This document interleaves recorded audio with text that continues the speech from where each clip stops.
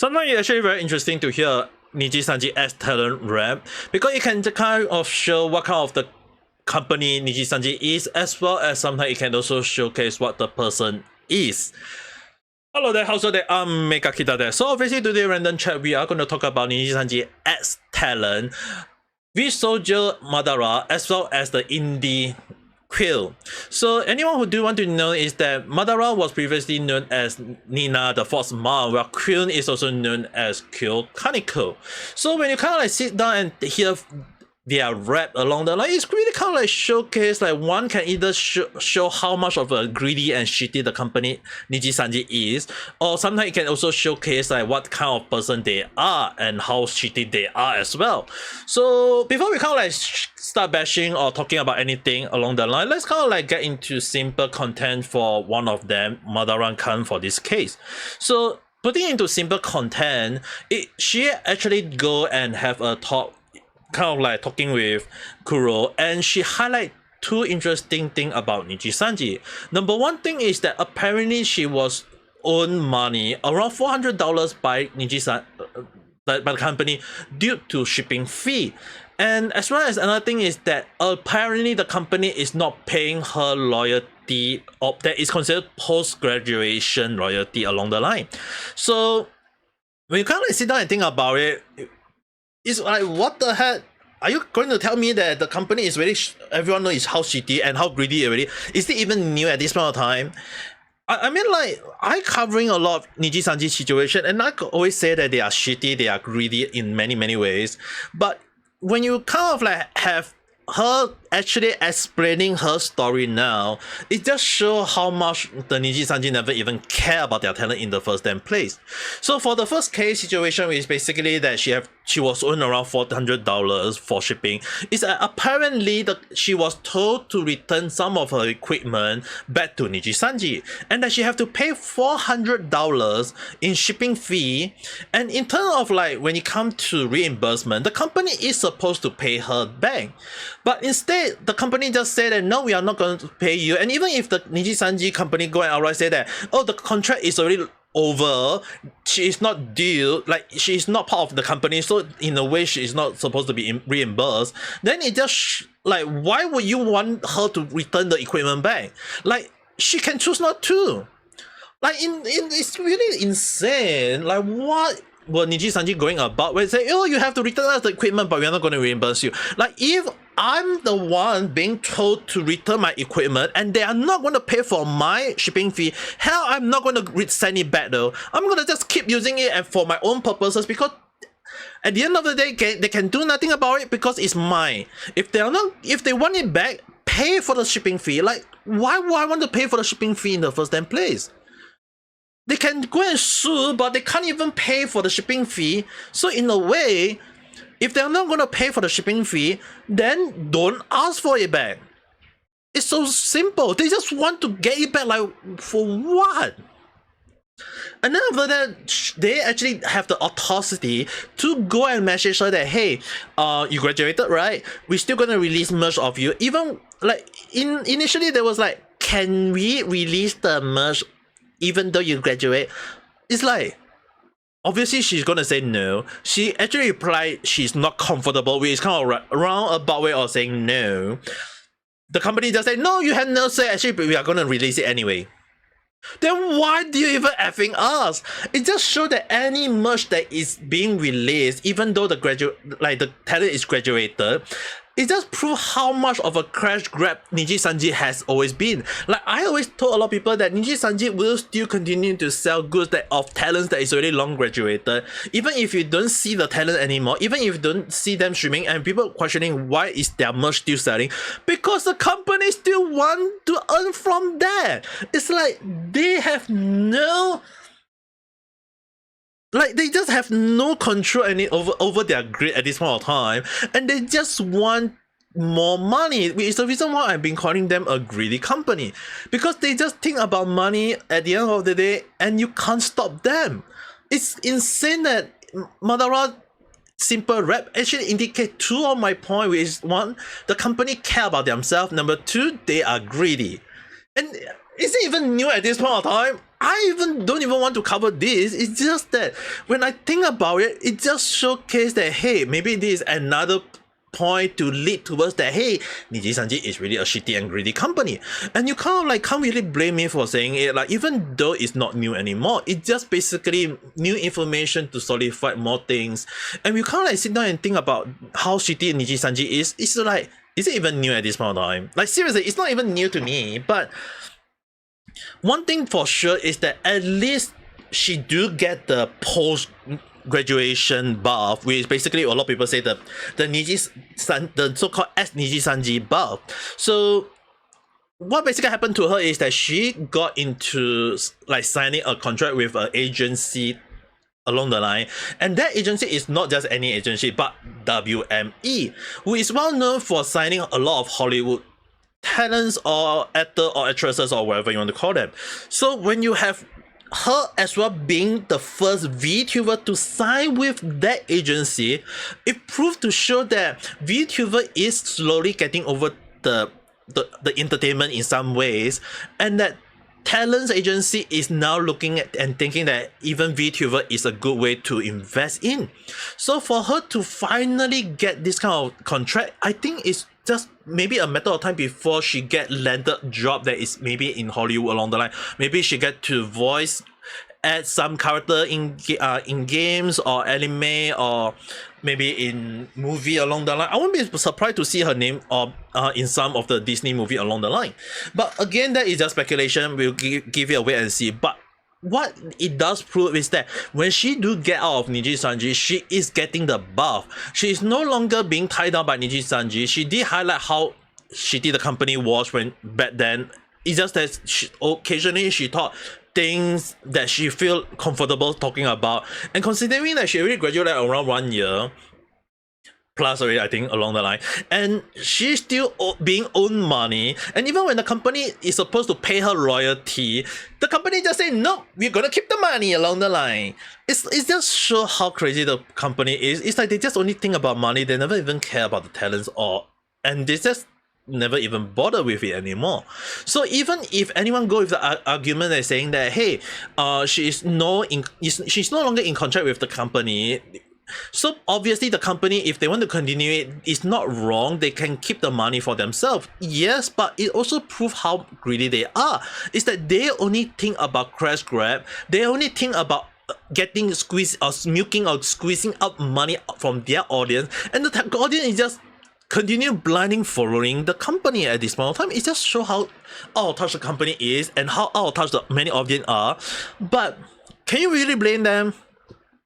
Hell, I won't even blame them for thinking that all people who leave Nijisanji will get the S Nijisanji buff. And apparently one former talent, Khyo Kaneko, or now is now known as the indie tuber, VTuber, or whatever he is right now.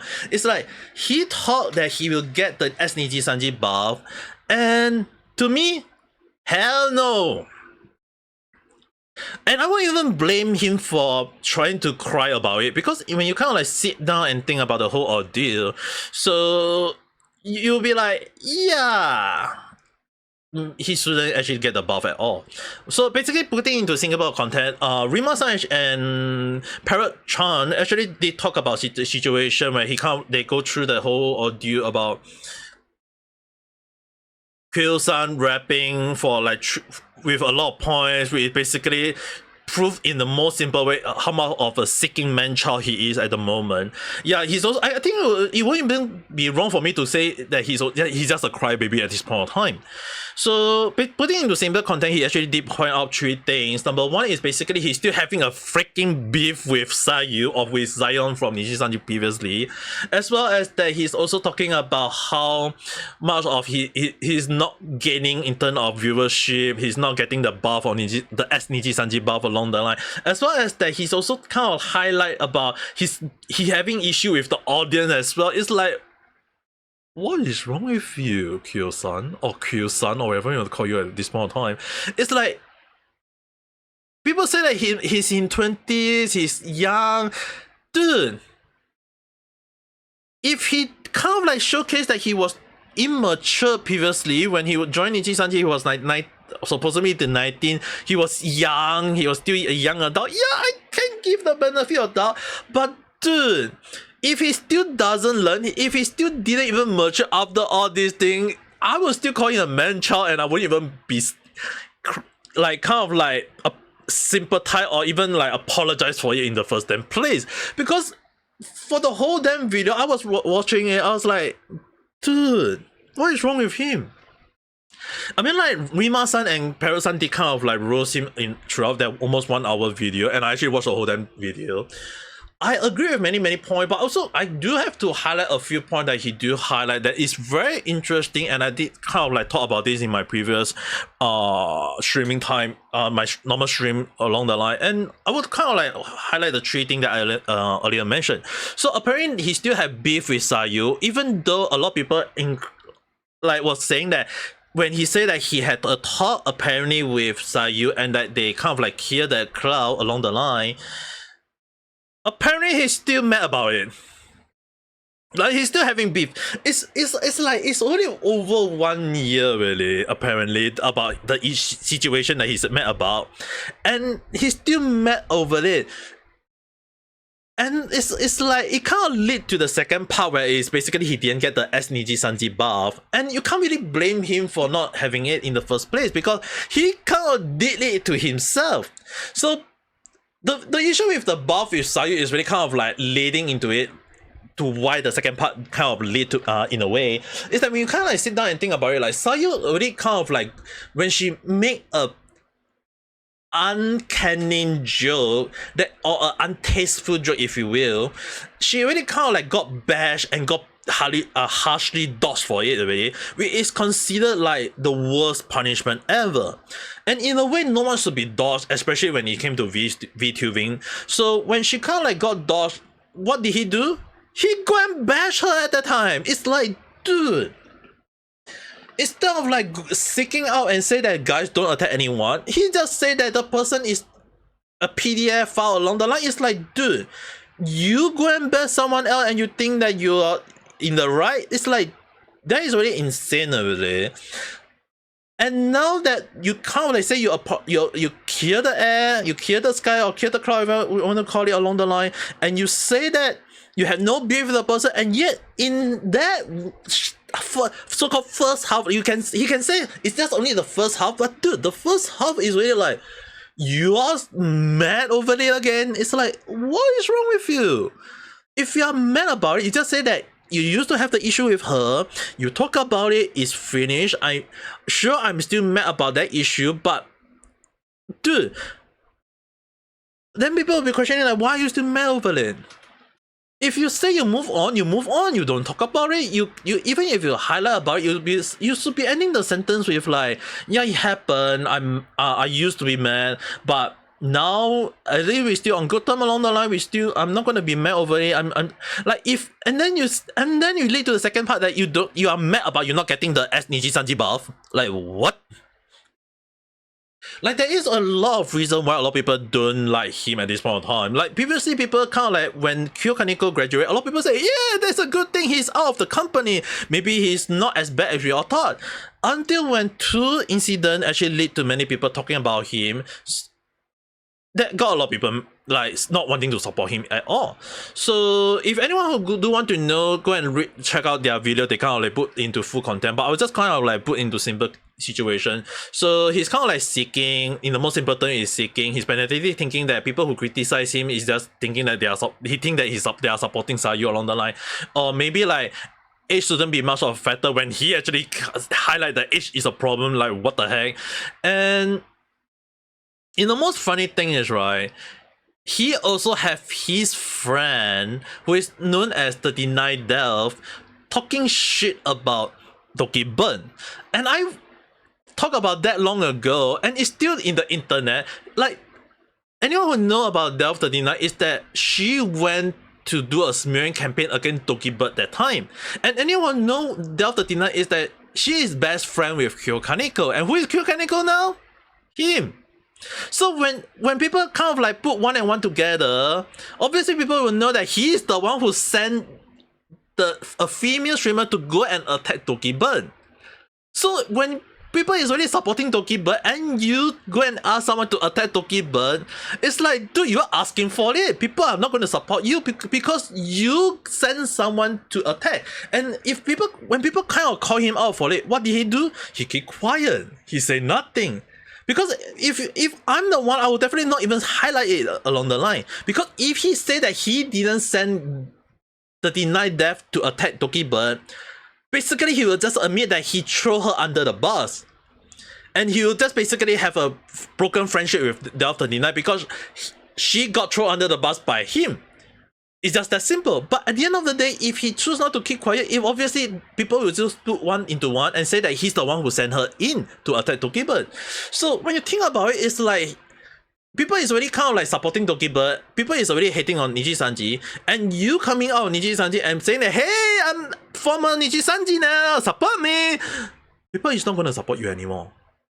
You did the most unthinkable thing. You, number one, you already attacked Sayu. People already knew Sayu is right already, and you previously attacked her. And now when people, and then after that you send someone to attack Tokibird, you attack two former talents, and you expect people to welcome you with open arms. Sure, I mean like Matara and the others kind of like open arm and welcome him into became an indie VTuber or face cam streamer at this point of time, but not everyone is that forgiving, alright? People remember, internet remember. Hell, this thing people can still. It's still like freaking February and people is I just search out Delve 39 Delve Tokibird and people it's like literally the top comment there. So the thing is, right, it's like, dude, just because you are a former talent of Nijisanji does not mean you are guaranteed the buff. And sure, people will say that when Nijisanji do kind of like highlight that you are nothing without Nijisanji, just because you cry baby at this point of time that you aren't getting the buff, prove to everyone that why you should be getting the buff. People don't support you just because you are you. People support Nijisanji at the time, and those who support Nijisanji, you can't really stop them. Once you leave, you are nothing to them at this point of time. So you need to, sure, some people will support you, but the problem is, people know who you are, people know what you did, people is not gonna be as forgiving as you guys might think. So people are gonna just attack him, and now he just say that, why are you guys not hating on me? It's like, what? And then after he will say that, why are you attacking me? It's like, dude, do you want us to bash you or not? What is wrong with you? Like, seriously, I can talk about this again and again and again, but it just shows how immature and shitty person this guy is, and I'm not going to even apologize for it unless he actually changed. If he do change in future, then sure, I would definitely apologize for the thing I said in the past. But the thing is, right, he's still showing how much of a shitty person before and after Nijisanji. Like, why would I want to support him?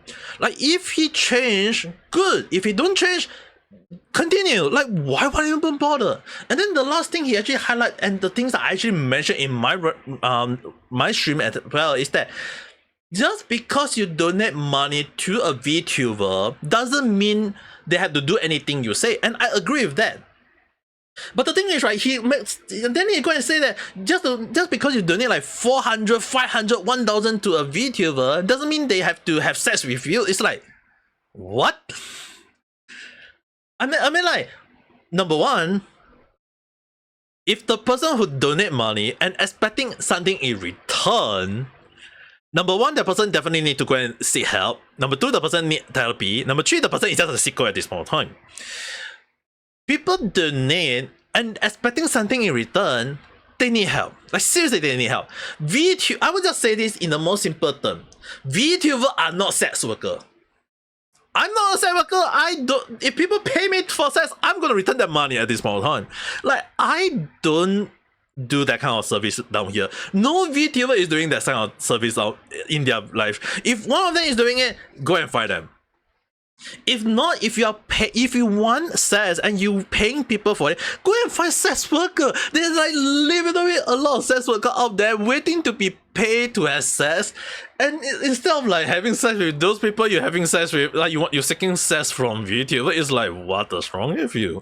So I mean, like, I don't know why people are thinking to with the mentality that you supporting a person, you paying the person, and that you expecting something in return, it's like, number one, you definitely need help. Like seriously, if you are one of the person who say that I donate like a $50 to $100 to $1,000 to a VTuber and expecting something in return, yeah, you definitely need help. I would definitely say that.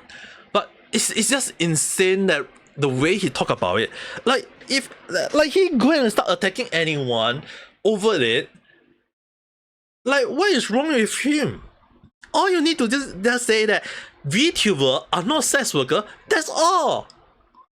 Why would you go and start saying like it doesn't matter whether you pay the person, to me or to other people, like 1 sub, 2 sub, 3 sub, $10,000, $2,000. No one is gonna have sex with you. It's like, what is wrong with you? Just say VTuber is not sex worker. It's just that simple. Like, what is wrong? Like, I have no idea. Like, why would people go mad over it? Like, I just speechless over this, like the way he rap, to the point that I'm actually like, I'm just flabbergasted at this point of time. I mean, like, sure, maybe I can rap over this thing for like another 1 hour along the line, but it just shows how insecure he is, how shitty person he is, how much of a man child he is, how much of a crybaby he is, and it doesn't seem like he moved on from before Nijisanji.